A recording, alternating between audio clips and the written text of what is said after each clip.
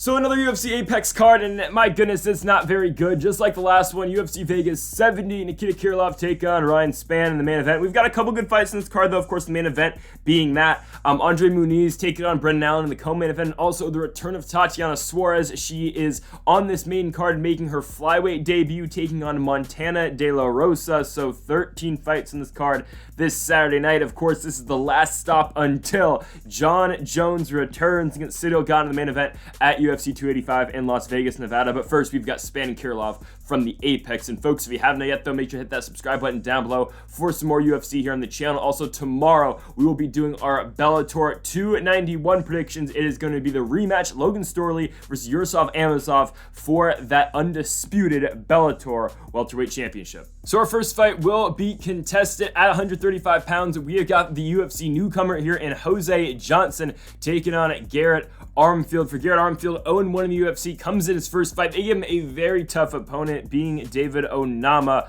Of course, Onama goes in there, beats Garrett Armfield. It is a second-round submission win for Onama with an arm triangle, giving him the victory on the Dos Anjos Fiziev card. And for Jose Johnson, now in the UFC, finally, I mean, the record isn't the greatest, 15-7, but you look at the opponents that Jose Johnson has taken on in various promotions, in the LFAs of the world, in the Fury FCs of the world. He has taken on some really good guys. He got a shot in the Contender Series back in 2020, lost to Ronnie Lawrence by unanimous decision, but you know how good Ronnie Lawrence is. Again, a guy who did just lose his last fight to Jakub Karamov, but still, for Jose Johnson, lose to Ronnie Lawrence, beats Dre Miley after that, lose to Mana Martinez, but then comes back, beats an undefeated Mo Miller by triangle choke in the second round, wins a fight after that in Fury FC, then gets a shot in the Contender Series against Jack Cartwright, a fight where Johnson was a slight underdog. Again, I thought Cartwright was going to go win the fight, being a guy who was 10-0, but no, Jose Johnson goes in there and silences Cartwright, beats him by unanimous decision, really just dominates him dominates him on the feet. Of course, Cartwright did have a lot of success on the ground, but on the feet, it was all Jose Johnson. Now it takes us to this fight with him and Garrett Armfield. For Garrett Armfield, again, his pre-UFC run, it was interesting. He did have a fight actually against Ronnie Lawrence as well in 2019, losing by unanimous decision on LFA 67. Various promotions, CFFC, Shamrock FC. He really hadn't taken on anyone who really hadn't beat anyone on UFC level just yet, really. And now, of course, getting the Jose Johnson fight, losing to Onama in his first one. But again, that was a fight where Armfield was a plus 550 dog in. So a good fight, though, honestly, between Jose Johnson and Garrett Armfield. I think on the feet, though, the advantage does have to go to Johnson. On the ground, I do like Armfield a little bit more than I do like Johnson there. I mean, we saw that, again, Jack Cartwright was able to have some success against Jose Johnson on the ground. Obviously, Ronnie Lawrence was able to have a lot of success against Johnson as well, scoring at 12 takedowns against Johnson in their fight back in September of 2020. But again, different circumstances. Ronnie Lawrence, I think, is definitely better than both these guys. Obviously, he's beat both these guys. But I honestly do like Jose Johnson to win this fight. There's going to be a huge height discrepancy in this fight as well. Johnson being the way taller fighter, coming in at 6 feet tall. Garrett Armfield, 26 years of age, but 5'6" in there. I do like Jose Johnson to go in there and get the victory. Armfield will be going back down to 135 after that short notice performance against Onama at 145. Of course, took the fight coming off his FAC Bantamweight Championship victory. I do like Armfield striking a little bit, but again, I think if he's going to win the fight, it's going to be on the ground, and if Jose Johnson is going to win the fight, it's going to be on the feet. So give me Jose Johnson to go in there and beat Garrett Armfield. I think his striking will just be too much. I think we'll be able to keep the fight standing as well. So give me Jose Johnson to win his UFC debut. He'll get it done by unanimous decision. Next up, we have got the UFC debut of Haley Cowan. Again, a lot of UFC debuts in this card. You're going to see him in a second. But Haley Cowan taking on Perez. For Perez, this will be her second UFC fight. Her first one being a very tough opponent against Stephanie Egger, losing by rear naked choke in the second round. For Haley Cowan, she's picked up her UFC contract in a victory over Claudia Lett on the Contender Series, barely winning that fight by split decision. It was a fight where, I'll be honest with you, I don't think Haley Cowan really deserved the contract off that fight. She really wasn't that impressive. I mean, the significant strike count, 26-19 in favor of Cowan. Again, it's only a split victory for her. She does defend 3 takedowns. She only got taken down once in the fight. When you really go back and watch it, right? Cowan wins the first round. She gets dominated in the second. She gets out-wrestled and out-positioned in the second round. And in the third round, I guess you give it to Cowan as well, right? But it's just, man, it's a tough fight to score. It really is. Because, I mean, the first round, nothing really too eventful happens. In the third round, again, Cowan does land that takedown. In the second, she gets beat on the ground. You give the fight to Haley Cowan, sure, I don't have any problems with it, but giving her the UFC contract, I don't really know, considering, I mean, she's 31, so I guess if there's ever going to be a time, it's going to be now, and Cowan's in the UFC, and she'll be taken on Perez. And again, Perez, I haven't seen much out of her, let's be honest, because all of her fights prior to the UFC were against super low-level opponents who really hadn't had any fights. They haven't won any fights, and it's just, I don't know what to see out of Perez, but like out of Cowan, I don't know what to see either. Because yes, okay, Cowan does have LFA experience, and she has won some fights over there. She's lost some fights over there too, but 5-2 in LFA has Cowan gone. For Perez, again, you just haven't seen anything out of her. I mean, she fought in Samurai Fight House a lot, which is a promotion in Argentina that, if I recall, like, you know, there was like 5 people watching in the crowd. So, it just, I believe I watched one fight, it might have been during COVID, but there was one Aline Perez fight I watched where it was literally just in a gym. And she was fighting an 0-0 fighter, and she beat her by decision. That's really, I remember when I was, you know, doing research for the Egger fight, that's what I remember. Perez does not impress me all that much. I mean, her striking against low-level opponents looks good, but again, it's against those type of opponents. She didn't really do anything against Stephanie Egger, let's be honest. She did land a takedown in the first round, but couldn't hold positioning for all that much. In that fight, Egger quickly reversed her in that first round. And for Cowan, I mean, I think Cowan's the better fighter. I think she's a better striker. I think she's a better all-around wrestler. I think her kickboxing is definitely better. I think her ability to get this fight to the ground if she needs it to should be able to, you know, overpower what Aline Perez has got going for her also. So I'm going to take the favorite here in Haley Cowan at -190. Don't put any money down in this fight because really anything can happen because both these fighters I think are very inexperienced, at least fighting UFC caliber fighters. So they're fighting each other here, I guess. I mean, yeah, give me Haley Cowan to win the fight. Perez will be our first 135-pound fight in the UFC. Of course, the first one against Egger being at 145. So we'll see. Give me Haley Cowan, though, to win this fight. I'll take her to win by unanimous decision. Next up, we have got Aliev taking on Rafael Alves. Interesting fight because there is some hype on Aliev, 23 years old. Fighting at Kazakhstan, I do believe. Coming off a big win in the Contender Series against Josh Wick, given he was a -625 favorite in that fight, and Wick was a guy 12-5 going in that fight, really hadn't beaten anyone too impressive. But man, Aliev comes in there, dominates Josh Wick, and you know what Aliev's gonna do. They're, you know, saying this guy could be the next Khabib. This man goes in there, he's, you know, he says it himself, he goes in there to smash people because he's gonna come in there, he's gonna take you down, he's gonna try to ground and pound you to victory. And that's what he did against Josh Wick. Only took him 4 minutes and 30 seconds to do so. And he gets a pretty tough opponent here, I would say, on Rafael Alves. And now given Alves' record, yes, you know, 20-11. He's had the interesting past so far in the UFC. He's 1-2, but also he's got that, you know, where he missed weight by 13.5 pounds or whatever it was. But Alves is 1-2, and he's taken on some really good opponents in those 3 fights. His first one being a loss to Damir Ismagulov. I mean, just a very tough fight. His first one of the promotion was a fight there he was supposed to get blown out in, but Alves does go in there. He does score a knockdown in the first round. He does come back. He wins the 3rd round. It's a closer fight than many would have thought, right? Then Alves comes back. He beats Mark DeCasey. He submits him with a guillotine choke in the first round, and then after that, they give him Drew Dober in a pretty good fight at UFC 277. Dober, though, beats him with a huge hook to the body, beats him in the 3rd round, finishes the deal right there. So now we've got Alves and Aliev here on this one. It's a good fight again because we're going to see Alves' takedown defense. We're going to see it again because, you know, this is a guy who did, you know, Ismagulov took him down a couple times. Drew Dober didn't really attempt to take Alves down either. So we're going to see. Because Alves' takedown defense really hasn't been tested. You know Aliev is going to test it. And you know what that guy's going to go in there and do. But if Alves can keep the fight on the feet and he can keep striking with Aliev, he should have a chance to win the fight because there's no denying how good of a stand-up game Rafael Alves does have. Training at MMA Masters over there in Florida. His jiu-jitsu is decent, but of course it's not going to be the level or the Sambo level, I would say, I guess, of Aliev. I'm going to take Nurullo Aliev here, though, in this fight. It's UFC debut, yes, but -335 favorite coming into this one. He's going in there. He's probably going to smash Alves. He's going to take him down. He's going to hold him down. I don't see a finish happening in this fight. I could see a submission, definitely. I could see a TKO with ground and pound, but I'm going to take Nurullo Aliev. Just go in there and dominate on the ground. Give me Aliev to beat Rafael Alves. He'll get it done by unanimous decision. Okay, next up, we have got Joe Solecki taking on Deaton III. Surprised Deaton's in the UFC, let's be honest. I mean, yeah, I'm surprised. This is a guy who, I mean, gets a shot in the PFL last year. or actually in 2021, lose to Alejandro Flores by split decision. Flores is a guy now in the PFL who, did not make a playoff run. I forgot he was in a fight where if he won against Yoji Kudo, it would have been the playoffs. No, Kudo knocked him out in the first round. Flores did beat Sababalagi in his first fight by unanimous decision, but Flores, a guy though, is on the PFL roster. He'll be taking on Daniel Torres in his first fight of the 2023 season coming up in a couple months, and we'll do PFL, of course, when the time does come here on the channel. But Carl Deaton loses to Alejandro Flores, comes back, goes to Total Warrior Combat, takes on Justin James in James' first fight outside the UFC, and he beats the Guitar Hero by unanimous decision, and then next up beats Antonio Blossengame by rear naked choke, finishing the second round on WXC in Detroit late into 2022. Now he gets a shot in the UFC against Joe Solecki. Interesting, because Deaton is 2-2 in his last 4. Before that fight against Alejandro Flores in the PFL, it did lose to Jonas Flock by unanimous decision. This is a guy who he's fought in PFL as well, fought in FACS most recently as well, but Deaton loses that fight as well. It's interesting, the signing, I would say, because Deaton's a guy, 33 years old, a 5'6" lightweight. It's an interesting spot for him, I would say. It's just a real interesting spot.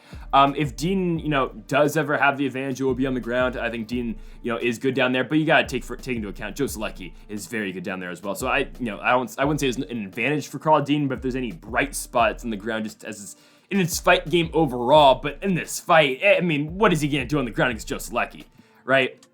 Solecki wins fights down there. That's what he does. You saw his win against Jim Miller. He was able to go in there and he was able to ground Jim Miller for most of that fight. And Jim Miller's a guy who is really good on the ground. He dominated Matt Wyman on the ground. The Alex De Silva fight, his most recent fight, was a close fight. It was a closer fight than you might want for Solecki, because in the first round he gets dropped and De Silva holds him on the ground. But the second round, Solecki comes back, wins it by getting the fight on the ground. And then the third round, Joe Solecki beats him, barely wins the round against De Silva. And yeah, that's why now we have Joe Solecki and Carl Deaton. I guess it's because that, I thought he was going to destroy De Silva. He didn't do exactly that, but he still wins the fight. This is a guy in just like who out-grappled Cowboy Cerrone when they did Fury Pro Grappling back in 2021. His only loss is to Jared Gordon, and Jared Gordon is a good guy, good fighter, but Solecki, even in that fight, was able to go in there. He was able to get takedowns, but again, Gordon barely won the fight by split decision. But just everything comes back to this specific fight, and Solecki and Deaton. What is Carl Deaton going to do that's going to be able to beat Joe Solecki? Because he's not going to, on the feet, is Carl Deaton going to knock out Joe Solecki? I don't think so. I don't think he's got the power for that, even though Solecki's not the greatest striker, but it's not like Deaton's that either. And then on the ground, I don't think Carl Deaton's going to be able to do anything against Joe Solecki, because I think Joe Solecki's just so much better down there. So when you put everything together in this fight, Solecki's a minus 540 favorite. You got Deaton coming back at plus 400. I guess the odds have shifted a little bit since I made that graphic. And I spelled Solecki's name wrong. That's great. But anyways, I'm taking Joe Solecki to win the fight. Joe Solecki's going to win this fight. He's going to win by first round submission. It's just, again, it's a mismatch. There are levels to this game, and Joe Solecki is on a different level than Carl Deaton III. Give me Solecki to win this one. He'll get it done by first round submission. Okay, so if you've been watching the channel, it's no secret I am a fan of Ode Osbourne, the Picasso of MMA. Ode Osbourne, I'm a fan. I'm a huge Ode Osbourne guy. And I was really looking forward to his fight against Dennis Bondar, because that was a fight that I thought he was going to win pretty easily. I'll be honest with you. I don't think Bondar is that great. He's 0-1 in the UFC at a very underwhelming performance against Malcolm X Gordon in his first fight in the promotion. I thought that was a fight that Ode was going to go in there and really just, take him out. I thought Ode was going to win by first round knockout. Now he gets Charles Johnson. Oh man, that's a tough fight. Charles Johnson's a good fighter. This guy who's 2-1 in the UFC, and it's just his last fight against Jimmy Flick was really good. On the Strickland Imavov card, I didn't get to watch that fight live, but I rewatched it back, and yes, Charles Johnson's really good. I did put a bet on Charles Johnson win the fight. I was at Disneyland, but it's fine. Charles Johnson ended up winning the fight. He dominated Jimmy Flick, and it was a fight where it's really weird because the odds were like, I think it was, I forget, it was like minus, like, Johnson's like minus, it was like this. And Johnson's like minus 190 to Osbourne's plus 160, or to Flick's plus 160 to start the week. And then eventually Johnson swelled up to like minus 350, and he just dominated Jimmy Flick. It was just kind of like Jimmy Flick went out there to get a paycheck that really, what are you getting, the 12K just to take the ass beating? But anyways, Charles Johnson goes in there, looks like a world beater in that fight, destroys Jimmy Flick. And now for Johnson, 2 straight wins after his first win in the UFC, beating the Zhalgas Zhumagulov fight, beating him by split decision. Now Zhumagulov is now retired because, man, he was on the wrong end of 2 back-to-back split decision losses to Jeff Molina and to Charles Johnson. Given the Charles Johnson Zhumagulov fight, it's a good fight. It's a good back and forth fight. A lot of volume out of both guys. You know, I thought Zhumagov probably got the nod, but I picked Charles Johnson at the beginning of the week, and we got the win with that one. But now Johnson gets a second fight in 2023 in just as many months, and he'll be taking on the Jamaican sensation or the Picasso of MMA, either way you want to call him, Ode Osbourne. And for Ode, man, you know, was on a pretty good run until he ran into Tyson Nam, and that sucks. The Tyson Nam fight, that was bad. He just got caught. I mean, there's nothing else, nothing you can do, nothing Ode can do in that fight. He just got caught by Nam, who's a pretty big 125er coming down from 135. Tyson Nam's a good fighter. Tyson Nam's a good fighter. It was a fight that Ode was a minus 360 favorite in. Man, it just sucks. That's a tough pill to swallow for all the Ode fans out there, me, myself included. I'm for Ode, back-to-back wins over Zaruk Adeshev and CJ Vergara. Lost to Manel Kopp before that. What you gonna do? Manel Kopp's a very good guy who's probably a couple fights away from the belt. And before that, beat Jerome Rivera by first-round knockout. And then his first fight in the UFC, of course, being against Brian Kelleher, but that fight was at 135. Actually, the Rivera fight was at 145 as well. But, you know, Ode's got power. There's no denying that. Ode Osbourne's got a lot of power. He does. The chin's a little bit concerning, I would say now. I mean, just it will always be mentioned with two guys, you know, with two fights where he's lost by first-round knockout in. But given Nam's a big 125-pounder who's got a lot of power for the 125-pound weight class and who is also a former 135-pounder, and Manel Kopp's a guy who could probably knock out anybody in the weight class, and a guy who is, again, making his way to the championship, I would say. Manel Kopp, man, that guy's on a roll. We'll see his fight against Alex Perez coming up next month. But, man, I like Ode a lot. I really do like Ode. And I like Charles Johnson too. I think it's going to be a stand-up affair, obviously. I think power-wise, I think it's pretty even, honestly. I know Charles Johnson was knocking out guys left and right in LFA. You know, his last win in LFA, the fifth-round knockout win against Carlos Moda, a really good fight. LFA 122. So it's just an interesting fight because, again, Johnson's got power, but Ode has got power too. I'd just be a little bit concerned with Ode's chin because, again, he has been knocked out before, but he has come back, you know, from those knockout losses in the past as well. I'm going to take the underdog here. I'm taking Ode Osbourne. I'm taking him at plus money here. I do like Ode. I do like the Picasso of MMA. I think he'll be able to paint a very good picture in this octagon against Charles Johnson here. I think he's going to touch him up, and I think Ode's going to win by decision. I don't think he's going to be able to get that knockout because I think, again, Johnson does have a good chin in his own right. So I think Ode is able to touch up Charles Johnson. I think Johnson will hit Ode back as well, but in the end, give me the Picasso of MMA. I think Ode is going to have the 50 fans in the Apex singing Ode, Ode, Ode, Ode. God, give me Ode Osbourne to win the fight. Ode's gonna go there. He's gonna win the fight. The Picasso of MMA wins by unanimous decision. So Clash of Styles in this one, we've got the Monkey King. He's back. Jordan Leavitt taking on Victor Martinez. For Leavitt, of course, his last fight being that fight against Patty the Baddie, losing that fight against Pimblett by rear naked choke in the second round. Is a fight that a lot of people thought that the Monkey King had a shot in winning. Of course, he didn't.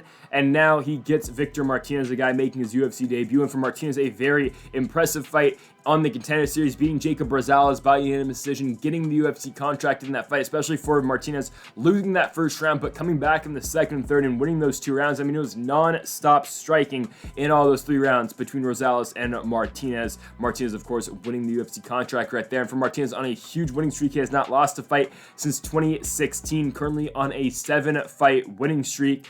And here he is now taking on the Monkey King in, of course, Jordan Leavitt. Now, again, you look at Martinez, it's a good win against Rosales, but Rosales, since that fight against Martinez, came back, lost to Darren Smith Jr. by TKO in the second round in LFA. And Martinez, again, won his contract in 2021, was booked against Jordan Leavitt early in 2022, fight fell through, and now he finally gets a shot against Leavitt here in 2023.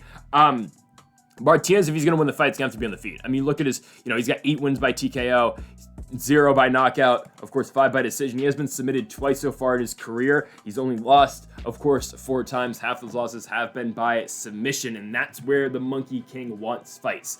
Jordan Leavitt is going to try to get fights in the ground. He's not a very good striker, let's be honest. Leavitt's only knockout win is the slam knockout victory over Matt Wyman, where he beat him in the first round back in 2020. Since then, his other wins in the UFC is a inverted triangle choke win against Matt Sales in the second round, and then a split decision victory over Trey Ogden. Now, the Ogden fight, Leavitt wins. He outgrinds him, really. It's a tiring fight, I would say, but it's kind of a boring fight at the same time. The Sales wins a submission. The Pimblett fight, Leavitt takes him down 3 times. He does. You can make the case, and I would say probably Jordan Leavitt won that first round. The second, though, Paddy the Baddie comes in, locks in that body triangle, and submits him with a rear naked choke. Leavitt's other loss being to Claudio Puelles, but Puelles is a really good grappler too. I always say this really in all of Jordan Leavitt's fights, and it's, I guess you can make this case for pretty much every single fight, but especially with the Monkey King and Jordan Leavitt. If he's the better grappler, he's probably going to win the fight, because he can dictate where the fight ends up, and if he can't do that, and at a fight like Claudio Puelles, he loses. The Paddy Pimblett fight, Jordan Leavitt was the better wrestler. Was he the better grappler? I don't think so. The Trey Ogden fight, Ogden's a good wrestler and good grappler too, but definitely I'd say Jordan Leavitt's a better grappler and all-around ground fighter than Trey Ogden is. Is he a better grappler and wrestler than Victor Martinez? Yes. Martinez does present a different style though, because Martinez will be in your face and he will strike with you and he'll keep putting it on you on the feet, but still, I think Leavitt's able to weather the storm. I think Leavitt's able to take him down. I think once Leavitt does get the fight to the ground, I think Jordan Leavitt's going to get a submission. So I think on the first round, Leavitt will keep it on the ground. I don't think he'll be able to get that sub, and in the second, Martinez will fall right into another takedown of Jordan Leavitt, and in that second round, Jordan Leavitt will be able to submit Victor Martinez. So give me the Monkey King to get back to his winning ways. Jordan Leavitt will submit the UFC newcomer in Victor Martinez by a second round submission. Give it to the Monkey King again by second round sub. Next up, we've got Jasudavicius taking on Gabriela Fernandes. Yes, that was the best render I could find for Gabriela Fernandes. Anyways, here she is taking on Jasudavicius. UFC debut for Fernandes in this fight, coming off of 3 straight wins in LFA. The first one being a unanimous decision victory, then a submission win in the second round. Actually, it was a TKO win, submission due to strikes, and the next one being a guillotine win over Caroline Martins by guillotine choke in the second round in 2022. Fernandes now in the UFC, really good ground fighter. That's where she's going to try to take fights. Only one loss so far in her professional career. It comes all the way back in 2018 against Maria Silva. Silva, fighter who did get a shot in the Contender Series as well, did lose by unanimous decision in a fight that she was a minus 270 favorite in. But Fernandes, other than that one fight, losing to Silva, has been pretty good in all of her fights, and really her last 3 fights against really good, actually her last 2 fights against, probably just her last fight against good opponents. But again, Fernandes coming in, she is the reigning interim flyweight champion over there in the women's weight class, of course, for LFA. She'll be taking on Jasudavicius here, who Jasudavicius, her only fight in the UFC that she's won is the Kay Hansen fight. She beats Hansen by unanimous decision.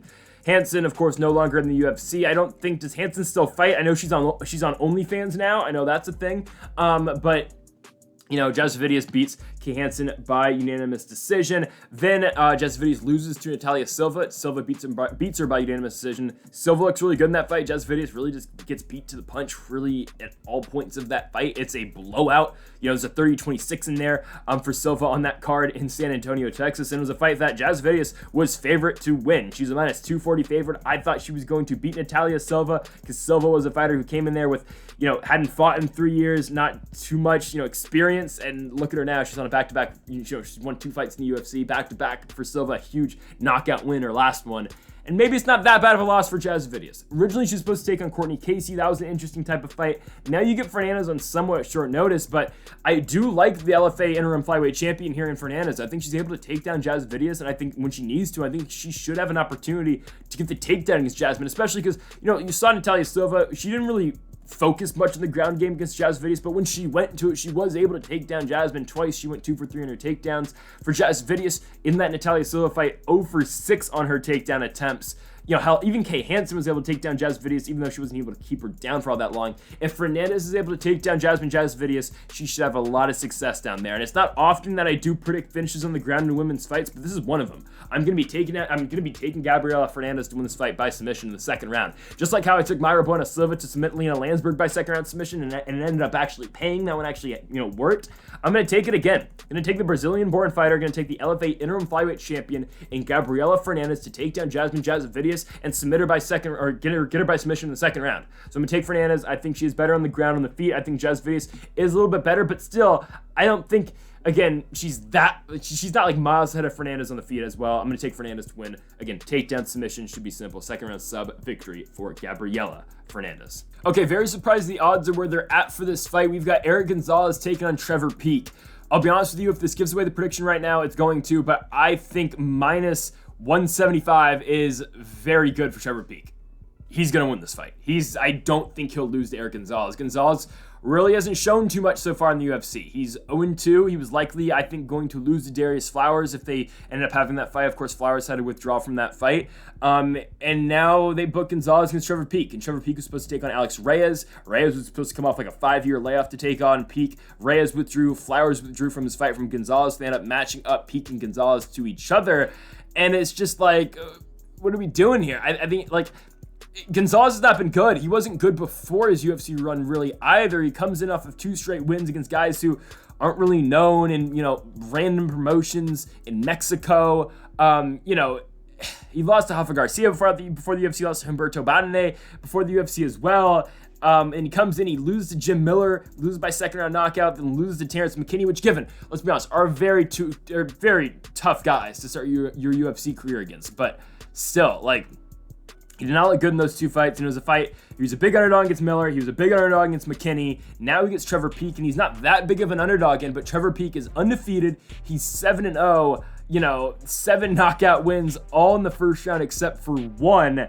Except for 2. You know what Peek does. He goes in there, he'll try to take you down. He will try to ground and pound you till submission, and that's what he's done in the past. That's what he did against Malik Lewis on the Contender Series last year. Trevor Peek's really good. Trevor Peek's good, really good wrestler, good, decent striking, but it's the power and it's the strength and it's the wrestling, it's the all-around game out of Trevor Peek, which is going to make it very different and very difficult for Eric Gonzalez to win this one. Like, where does Gonzalez have a chance here? On the feet, I would say maybe if he can catch Peek, but we haven't seen that out of Eric Gonzalez just yet. Jim Miller was able to beat him on the feet. Terrence McKinney was able to take him down and submit him. What does he do against Peek that makes you think he's going to win the fight? Right? So give me Trevor Peek to win this fight. I do like Peek everywhere this fight does go. I'm a little bit surprised why this one is on the main card. I think the reason is to get Trevor Peek on the main card and is to get him with the big finish on the main card to get people knowing who he is. But it's just surprising that this fight gets the main card spot over Jordan Leavitt, Victor Martinez, and Ode Osbourne and Charles Johnson. But yeah, give me Trevor Peek. It's probably the biggest layup fight on this entire card, other than Joe Solecki and Carl Deaton III. I don't see this fight all that difficult for Trevor Peek. He should be able to go in there, get a takedown, and just ground and pound Eric Gonzalez until he wins. So Trevor Peek will win this one by first round TKO finish, going to 1-0 in his UFC career. 2 Canadians here on the main card. We have got Mike Mallott taking on Johan Lainesse. For Mallott, his first fight in 10 months, and his last one being a big win over Mickey Gall at UFC 273, knocking out Mickey Gall in the first round on that Korean Zombie Volkanovski card in Jacksonville, Florida. Mallott looked really good in that fight. Knocks out Mickey Gall in the first round, gets it done and over with pretty quickly, and his fight before that in the Contender Series was a 30-second guillotine choke finish in the first round. And before that, his fight to get in the UFC was against Solomon Renfro over in CFFC. He went in there and he submitted Renfro in the first round by rear naked choke. So Mallott's a guy who goes in there, gets finishes really quickly.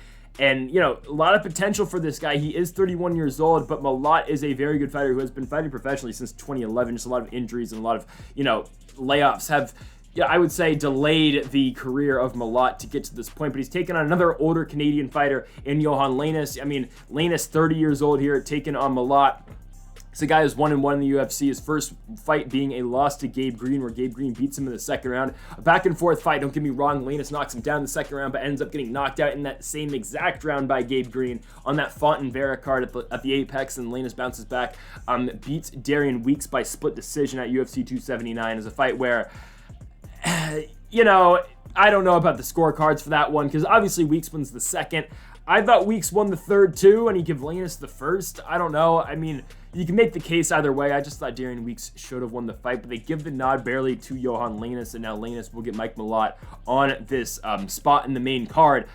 It's an interesting fight. It's a very interesting fight because both of these guys do have a lot of power. Lainesse does have, a lot of pop on the feet, even though he wasn't able to put away Weeks, and we'll see what Lainesse does, because he won't throw as much as Mallott will. Mallott will throw a lot in there, and Mallott will connect on a lot of his strikes. Lainesse is more reserved, laid back. He will strike, but again, he will pick his shots, and he'll take his time setting up his big shots. Look at the odds. You got Mallott -280. You got Lainesse at +200. Of course, Mallott only won 5 in the UFC, and for Lainesse, 2 of them, that one split decision win over Weeks being his only win. I think Mike Mallott wins the fight.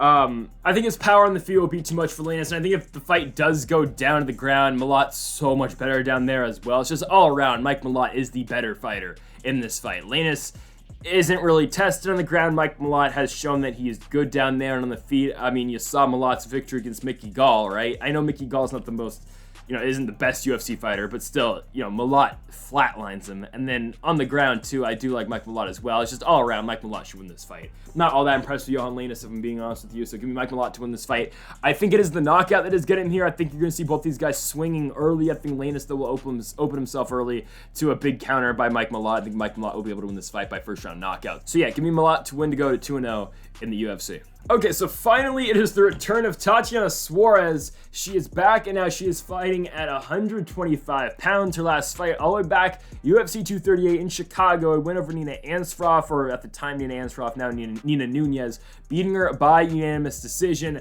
Suarez is finally booked again for a fight, and it is against Montana De La Rosa. And Suarez now entering this flyweight division at 125 that all of a sudden has a lot of contenders. I mean, all of a sudden, there's a lot of contenders in this weight class. For the first time, that seemed like some of them may have a chance actually against the champion in Valentina Shevchenko. Now, given I like Alexa Grasso, she fights Valentina next week. I don't really think Alexa Grasso is going to win that fight. Sorry if that's a spoiler. I don't honestly think she's going to win the fight. Okay, sorry. You've got Erin Blanchfield now, who just beat Jessica Andrade and looked very good in doing so. Erin Blanchfield looks like she is next for the championship opportunity to get Valentina Shevchenko. And then you have, you have Tyler Santos, who took Valentina to a split decision. And also, you can't forget about Manon Fiorot as well. I think the weight class should honestly, if I'm booking this, should go Valentina versus Grasso, winner fights Blanchfield, and then Fiorot versus Santos, winners fight. There you go. And for Tatiana Suarez, if she can win this fight, this is huge. But I don't think she should immediately go into a championship fight if she beats Montana De La Rosa. She needs time to get back. But don't forget how good Tatiana Suarez was before the injury. You look at her UFC run, and you're going to be impressed if you don't remember the run Suarez was on. I mean, she comes in Ultimate Fighter, she sweeps, right? She beats Chelsea Bailey, she beats JJ Aldridge, she beats Kate Jackson, she beats Amanda Bobby Cooper. All right, whatever. That's not the big run that I'm talking about, and neither is the Viviane Pereira fight. She beats her by unanimous decision at the time, given Pereira was undefeated. But what I'm talking about is these fights. Alexa Grasso, first-round submission win in 2018. I know Grasso's a different fighter. I know both these fighters, that fight was at 115. Now both of them are fighting at 125. But Alexa Grasso is about to fight for a world championship. And Suarez took her down in the first round, submitted her just like that. Then after that, Suarez gets Carla Esparza. I mean, my goodness. That is just, that fight is one of the most one-sided fights you are ever going to watch. Strike count 136-12. In favor of Tatiana Suarez. I mean, my goodness, right? Like, it's just a one-sided beatdown that, it shows you, because again, Carlos Esparza since then has won a world championship, and after that lost it in the span of Tatiana Suarez not fighting. Then she beats Nina Ansfroff. It's a fight where she wins the first 2 rounds. I believe she hurts her neck in the 3rd round, and that's what happened. And then, she loses the 3rd round, even though, you could make the case she might win that 3rd round. Nunez takes over Ansfroff takes over at the end of that 3rd round. But Suarez again beats Ansfroff in all 3 rounds of that fight, or in the first 2, and loses the 3rd.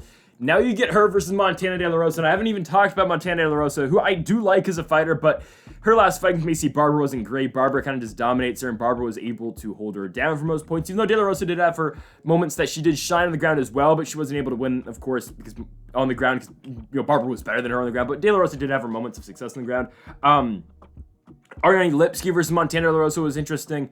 De La Rosa was able to go in there and beat her in the 2nd round by TKO. Had a draw against Mayra Bueno Silva before that. Lost to Viviane Araujo. Beat Mara Romero Barella before that. And it's just De La Rosa is not bad. I think she is a borderline top 15 fighter at 125 pounds. But when you really look at it, is she beating the -750 favorite here in Tatiana Suarez? No, she's not. If Suarez is just 50% of what she was prior to the injury, she should win. And again, that's a whole other talking point. What will Tatiana Suarez be after the injury? That's something to be noted.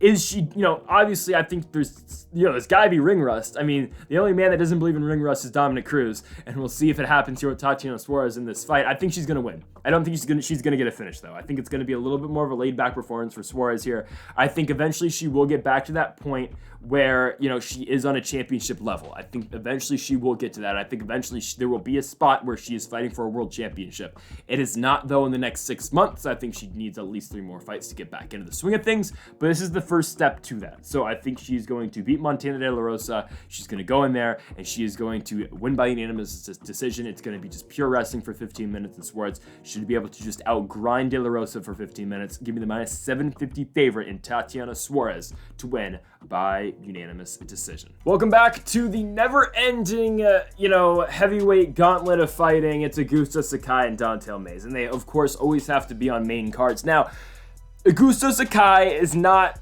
one of the, not one of the recurring characters here in the never-ending bad heavyweight gauntlet. But, Don'Tale Mayes is. And Don'Tale Mayes is part of this whole, roundabout, all right, Justin Tafa, Josh Parisian, Roque Martinez, Rodrigo Nascimento, Parker Porter, Alain Baudot, all these guys. I think Jamal Pogues is, after his win over Parisian, he's elevated himself. Chase Sherman's one of these guys, right? Augusto Sakai, I think, with a win, can separate himself from this group because he's never been in this group. But with a loss, he's getting cut. So, he has to win, right? He's on a 4-5 losing streak. They're not going to keep him around, I think, after 5 losses. If he loses this fight to Don'Tale Mayes, he will be on his way to the PFL. And, him versus Ante Delia could be interesting. I'm just saying. But if he loses to Don'Tale Mayes, I don't have any, hope in him beating Ante Delia.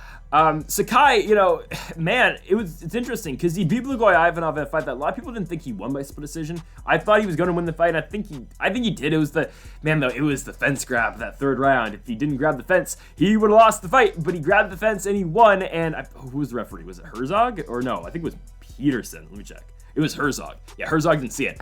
And then Sakai goes into a main event. He loses to Alistair Overeem. It's a fight where he was holding his own early against Overeem. He wins the 1st round. He wins the 2nd round. He probably wins the 3rd too. He's probably up 3-0. But the 4th round, oh my goodness, Sakai gets into the championship rounds, and it is not good for him. He loses that 4th round. Overeem dominates, and the 5th round immediately gets Sakai down and ground and pound wins the fight that way. So Sakai comes back, another main event spot. He gets knocked out against Biggie Boy Jairzinho Rozenstruik in the 1st round. Then he turns it around against Tai Tuivasa, who, Tuivasa at the time was coming off. I think Tuivasa had won a fight against Stefan Struve before that, and Greg Hardy, and Harry Hunsucker, so he wasn't a 3-fight winning streak. But it was a step-up fight for Tuivasa because you're thinking, okay, this is a guy, again, who at one point was on a 3-fight losing streak, but then he won 3 straight, and now he gets Sakai.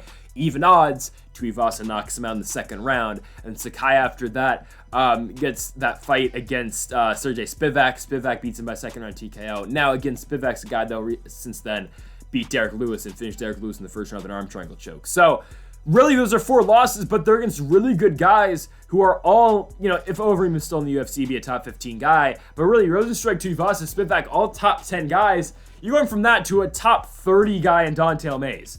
Sakai should win, and he should win by 1st round knockout. That's what should happen in this fight. Will it happen? I don't know, because, again, Sakai was a guy at one point who was on a 3-fight winning streak against Arlovsky, Tybura, and Ivanov, who are 3 really good guys. And he'll be taking on Don'Tale Mayes, who is coming off that loss to Hamdi Adelahwab, where he loses by decision, but that fight has been overturned because Hamdi, they got popped for something. I forget, it was steroids or something he got popped for.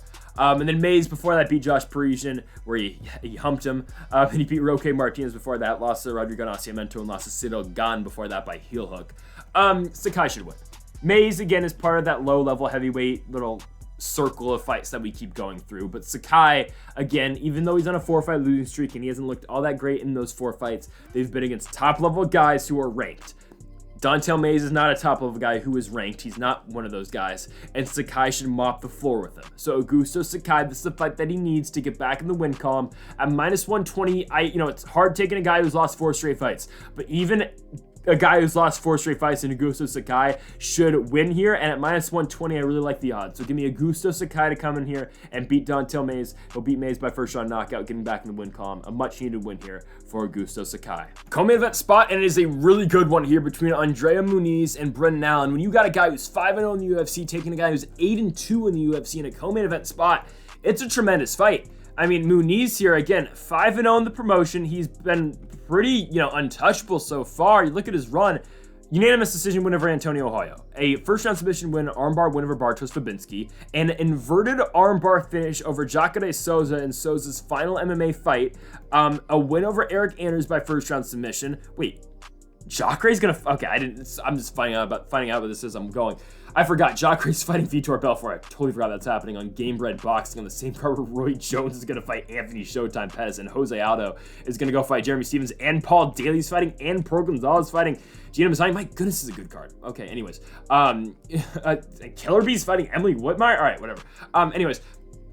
Jacare, that's Jacare's last fight. Muniz beats him. He submits him by armbar in the first round. Then, Muniz comes back. He submits Eric Anders in the first round. Then he gets Uriah Hall, what turns out to be Hall's final MMA fight. Hall is now boxing. He just beat Le'Veon Bell of all people in boxing on a Jake Paul Anderson Silva undercard. Anyways, Muniz beats Uriah Hall by unanimous decision in a fight where I thought he was going to get a finish. He didn't.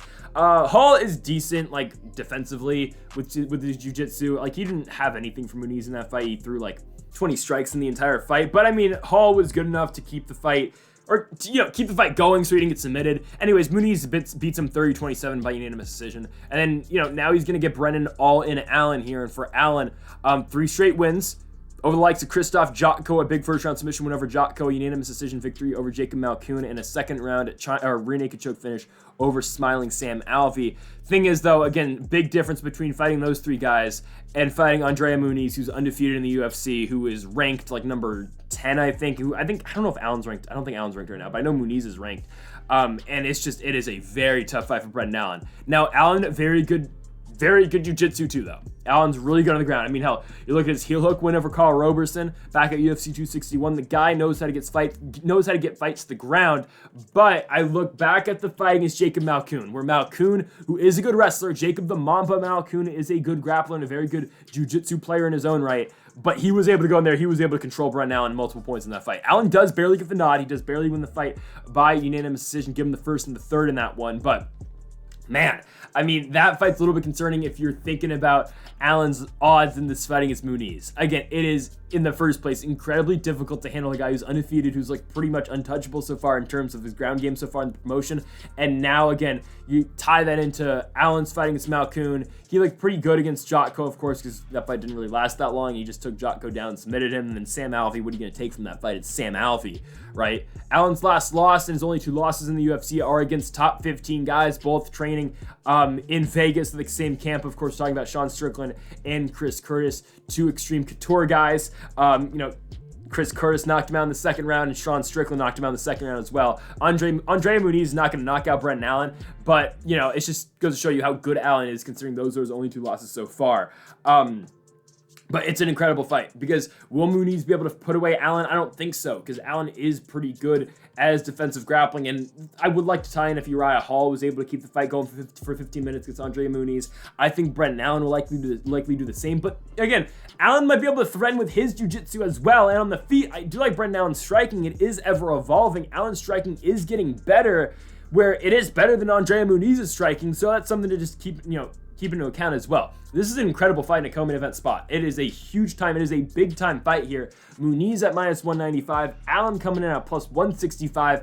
My prediction, I'm taking Andrea Muniz, though, to win by unanimous decision. I think Muniz is able to do enough, and he's able to do enough while controlling Allen on the ground. I don't think Allen's able to really get up from what Muniz is going to be able to offer. I think Allen will have to be fighting off some submissions. I think Muniz will have to fight off some submissions as well, because I think Allen at some points will be able to reverse positionings, and I think Allen at some points will be able to throw up some of his own submissions in his own right. But I think Muniz is going to weather the storm. I think Muniz is going to win the fight. I think Allen might have some moments to get on the feet as well, because I think Allen is a better striker between him and Andrea Muniz, but Muniz's grappling and his jiu-jitsu should be enough. It's all dependent on if Muniz can get a takedown, which I do feel confident in him doing. And if he's able to get a takedown, if he's able to put Brendan Allen down on his back, Andrea Muniz should win the fight. So I'm going to continue to take Andrea Muniz here. I think, actually, honestly, I haven't taken Muniz all that often historically here on the channel. I took him against Fabinski, and I took him against Uriah Hall, but I'll be honest with you, I took the upset with him with Eric Anders, and I took Jacare to beat him as well. But I am officially on the Muniz hype train. I think Andrea Muniz is going to get Brendan Allen. He's going to beat him by decision by just controlling him on the ground and not getting caught with too many big shots in the feet. So give me Andrea Muniz to win this fight in his biggest spot to date in the Cowan event. Muniz beats Brendan Allen by unanimous decision. All right, main event time. We have got Nikita Krylov taking on Ryan Spann at 205 pounds. It's an interesting main event because both these guys, again, on 2-fight winning streaks. For Ryan Spann, the biggest win of his career by far, at knocking out Dominic Reyes in the first round at UFC 281 in at Madison Square Garden. Again, it's a combination of a couple things, that fight. Is Dominic Reyes really, what is he at this point in his career? Because Reyes, 4 straight losses since fighting John Jones, or since, I guess, beating Chris Weidman. What is Dominic Reyes at this point of his career? I don't know. Is it Reyes' chin being gone? Is it that Reyes isn't that good of a fighter anymore? Or is it that Ryan Spann is really that good now? Because you don't know, because Ryan Spann said in his post-fight interview, oh, I'm just finally now just training. I haven't been training before this, but now I'm training, and that's why he knocked out Dominic Reyes, and that's why he had all that power and that big jab they landed that put down Dominic Reyes, right? You don't know. And then before that, for Spann, he beats Ion Cutelaba. He smits him with a guillotine choke in the first round. Interesting, because Cutelaba, I'm glad didn't get cut from the UFC. I thought there's a chance that they might cut him. He is still in the promotion. He's going to get Tanner Boser next, which is kind of interesting. But yeah, so he's going to fight Tanner Boser. Boser is dropping down at 205 pounds. And then, Ryan Spann, before that, lost Anthony Smith in his first main event spot. Spann submitted him with a rear naked choke in the first round. He beat Misha Serkinov before that, where he knocked out Serkinov. And then he lost to Johnny Walker in the fight before that. I always talk about it. Ryan Spann, literally 0 fight IQ in that one. I mean, well, actually, I don't know. He walks right into a big shot from Johnny Walker, even though it looked like Spann had it in the bag at one point. It's fine. He's going to be taking on Nikita Krylov. Krylov's a guy who is on back-to-back wins. He beat Volkan Oezdemir in his last fight at UFC 280, beats him by decision. It's the fact that Krylov goes to the ground game a lot, 7 takedowns, goes 7 for 20 on his takedowns, and he wins the fight that way. Beats Alexander Gustafsson before that, where he knocks out Gustafsson in the first round. Is Gustafsson done? I don't know, because apparently, again, he was booked against Ovin St. Preux recently. I don't know what is going on with Alexander Gustafsson, who's lost 4 straight fights, but Nikita Krylov knocks him out in the first round. Is that one a little bit overrated? Sure, because Gustafsson, again, is not that same guy who fought John Jones and fought Daniel Cormier. He's just not that guy anymore. And before that, for Krylov, he loses to Paul Craig in a fight where he had Craig dead to rights. He knocked him down in the first round. Looks like, all right, Krylov's going to win the fight. But no, Craig throws up a triangle choke, and he submits Nikita Krylov. Paul Craig wins the fight. And then before that, Krylov lost to Magomed Ankalaev by unanimous decision. But that's going to happen to a lot of people because Magomed Ankalaev is really good. Someone I think is going to get knocked down in the first round, I think. But there is a chance that Krylov does go to the takedowns, but Ryan Spann does have some submissions, like he caught Ion Cutelaba with a guillotine choke. He beat Devin Clark with a guillotine choke. That is his best submission by far, but, there's been guys who have put Ryan Spann down on his back before, or, Anthony Smith actually knocked him down to get him down, so we'll see. I think Krylov's going to swing wild. Ryan Spann will likely swing wild as well, and it'll likely end up in a crazy outcome. Because someone is going to get finished, and someone's going to get finished very early in this fight. This one is not going the full 25 minutes. Again, only one main event spot has been booked between these two guys before this. It was Ryan Spann's fight against Anthony Smith, where he got submitted in the first round. Someone's going to get finished really early here. It really depends on if Ryan Spann, if that power really comes through and Spann's able to put down Nikita Krylov, he should be able to keep him down there. Or I think he should be able to keep, he will be consistently knocking down Krylov and putting him down to the mat. Can Krylov do the same thing, though? Because, Krylov's got power as well, but can Krylov take down Ryan Spann? Can he get a submission as well? It's an interesting fight. I mean, I do want to mention the Ryan Spann thing about him not training before, and now that he is training, I just think that's an interesting note. Of course, fighting out of Fortis MMA over there in Texas. Man, it's an interesting fight to pick. I'm going to take the underdog, though. I'm going to take Ryan Spann. Yeah, I'm taking Ryan Spann here in a main event spot. I think Spann is able to show his power against Krylov. I don't think Krylov's going to be able to go to the ground because I think Spann will keep it on the feet. I think the damage that Ryan Spann does do on the feet will be enough to keep the fight standing. And I think, again, Ryan Spann's main way of defending takedowns is by using the guillotine choke. But it is effective because of how good he actually is with the choke and because of his past success with that choke and his past success and actually submitting guys with that guillotine choke. So I feel good about Ryan Spann. If Krylov does go in for a takedown, I feel kind of decent about Spann locking up the guillotine, at least not finishing the fight with that, but threatening the fight with that, right? So give me Ryan Spann to win. I think other than that, I think Spann is going to show the power against Krylov here. I think he's going to really put it on Nikita in this fight. And give me Superman Ryan Spann. Hopefully that thing about him now actually taking fighting seriously and him actually training now is legit, because I'm putting a lot of, I'm putting a lot of chips on that side of the table for Ryan Spann. I do think he's going to win this fight. I think he's going to beat Nikita Krylov, and give me Ryan Spann again to win. First round knockout, similar to the Dominic Reyes fight. I think Spann's going to win early by first round KO. So folks, thank you all for watching our UFC Vegas 70 predictions here on the channel with Nikita Krylov and Ryan Spann in the main event. We will be back next week for Cyril La Bonga Megan taking on John Bones Jones in the main event for the heavyweight championship. I'm so excited for that fight next week in the T-Mobile Arena in Las Vegas, Nevada. But for now, again, Krylov and Spann taking Ryan Spann to win by first round KO. So folks, thank you for watching. Make sure that subscribe button down below for more. We'll be back tomorrow for our Bellator 291 predictions with Yaroslav Amosov and Logan Storley running it back for the undisputed Bellator welterweight championship. Folks, thank you for watching. Make sure to leave a like if you did enjoy the video, and Mamba forever.